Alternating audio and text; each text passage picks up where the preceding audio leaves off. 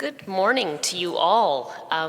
Very, very nice to see some new, fresh faces. It does get a little bit tiring seeing the same family faces again and again and again, so I'm very grateful to be here. I think you know who I am at this point. My name is Dr. Kristin Semmens, and I am an assistant teaching professor in two departments at the University of Victoria, the Department of History and the Department of Germanic and Slavic Studies. So a good morning to you all, and I am indeed very honored that the Very Reverend asked me to speak today on Remembrance Sunday about a different event that we should also remember in early November, Kristallnacht.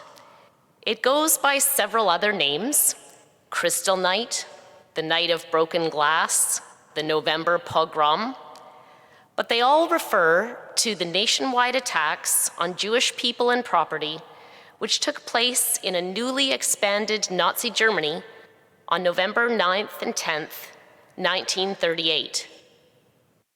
Although Nazi stormtroopers, SS men, and Hitler Youth led the violence and destruction, thousands of ordinary Germans also actively participated in these crimes. The events which took place 82 years ago sent a clear message to German Jews. They no longer had a place, a future, in Germany. Now that message had not always been quite so clear, even to Jews who had already faced extreme persecution by this point. I don't mean by this to say that they had somehow misread the signals or that they should have acted otherwise. They did not and could not. No one could have imagined the end. The gas chambers, the labor camps, the hiding places, the ghettos, the mass shootings. Even after November 1938, even after the destruction and horror, the humiliation and fear, even after the shattered storefronts, the burning synagogues, the mass arrests, the physical assaults and murders, few could have imagined how much worse things would get, not only for the Jewish victims of the Nazis, but also for Sinti and Roma peoples, for Slavs, for political opponents, for Jehovah's Witnesses, for homosexuals, for the disabled and those the regime deemed asocial, for prisoners of war and others who dared to challenge and resist the Nazis.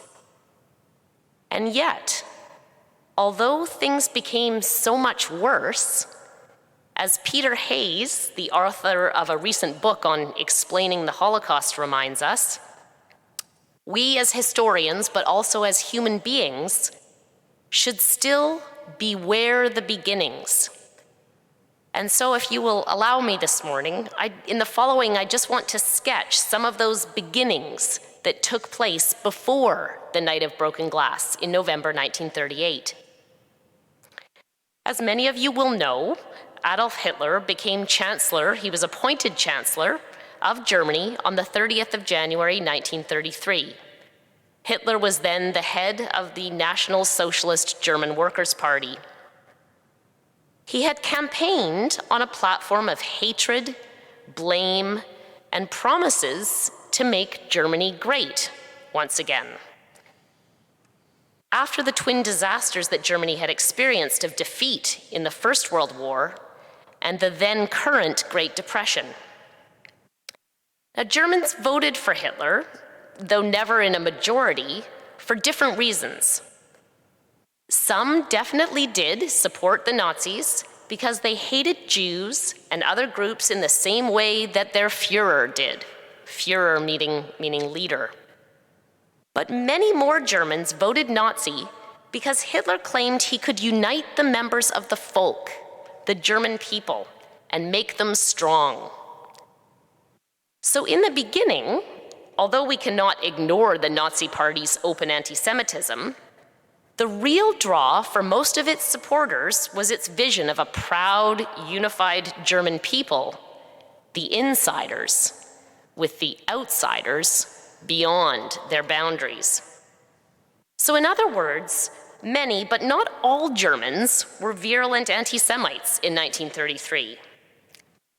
But with time, with unending official propaganda that demonized the Jews, with laws that legitimized their persecution, with a growing shared belief in the superiority of the folk, all combined with personal ambition and greed, anti-Semitism flourished in Germany.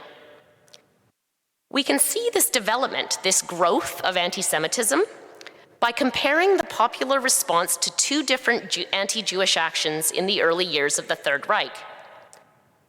The first was a boycott that took place on the 1st of April, 1933. On that day, Nazi authorities demanded that non-Jewish Germans must avoid all shops, businesses, and practices owned by Jews. Yet despite Nazi propaganda to the contrary, the boycott that day ultimately failed. Some Germans deliberately chose to shop on that very day. Others, knowing the boycott was planned, had actually stocked up the day before. Now, this decision was often motivated by self-interest rather than a true desire to show solidarity with the Jews. Germans simply valued the prices or services of those Jewish enterprises. But it shows us, as it showed Hitler, that the time was not yet ripe for radical efforts to separate Jews from Germans.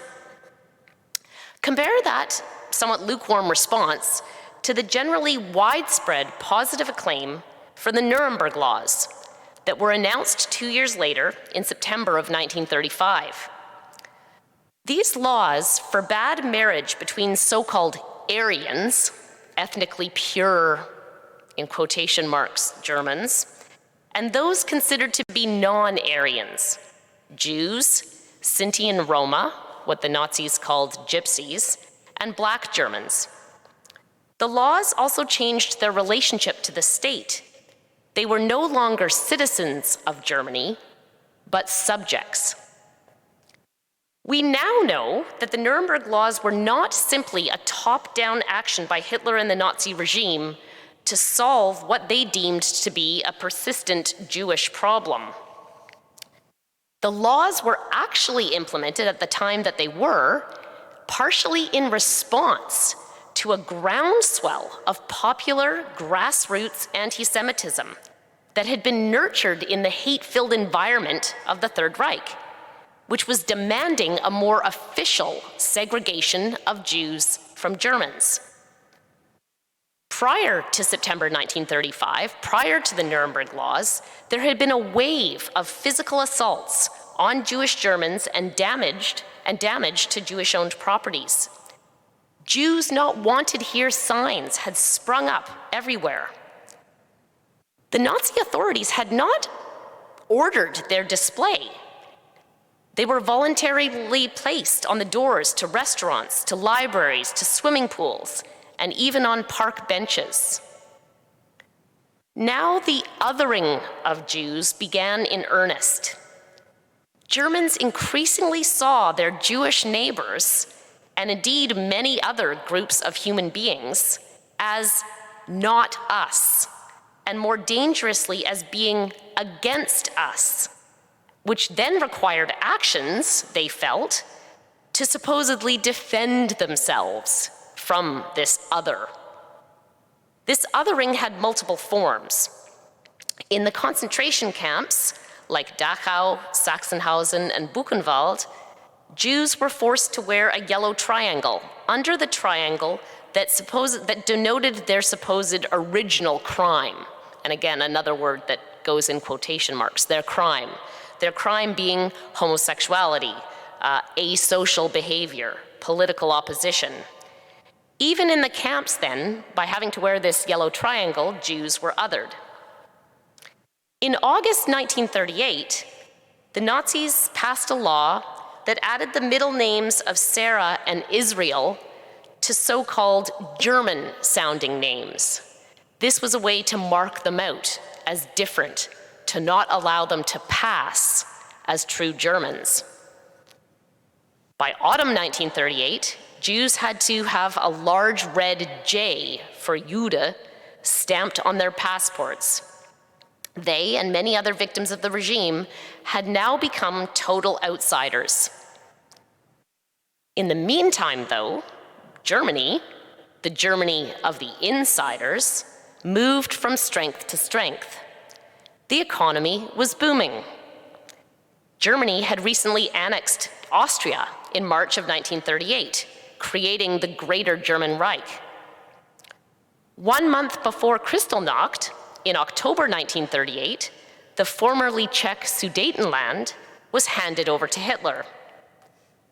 Those successes convinced even those Germans who had once been opposed to Hitler that he was good for Germany.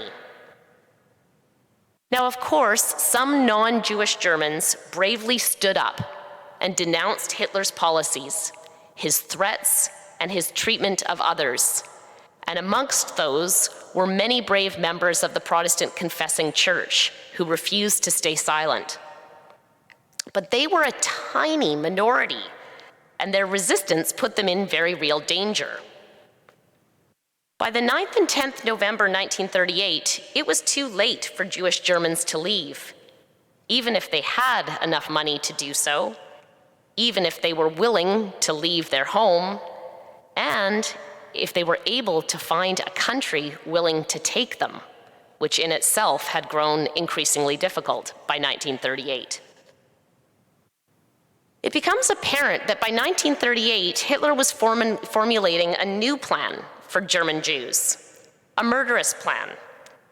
And the time was now right, as it had not been before, as it had not been in April 1933, as it had not been in November 1935, in September 1935. Now it was time to launch it. And the November pogrom thus marked a key turning point in Nazi policy against the Jews. Their very lives were now in jeopardy.